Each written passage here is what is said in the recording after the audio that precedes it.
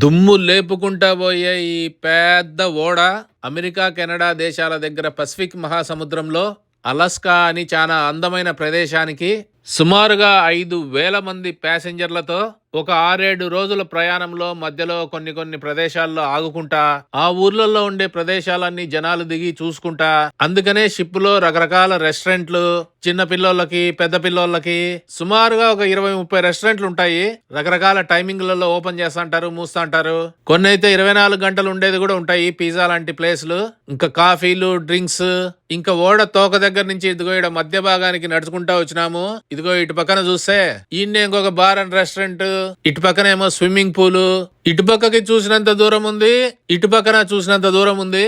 ఇట పొడవుగుండే cruise ship ని ఇటు నిలువుగా బిల్డింగ్ మాదిరిగా నిలబెడితే అందాసుగా 100 అంతస్తుల బిల్డింగ్ పైన ఉంటుంది.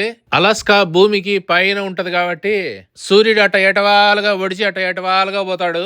భూమికి పైన కింద ధృవాల దగ్గర కొన్ని ప్రదేశాలు 24 గంటలు సూర్యుడు ఉంటాడు.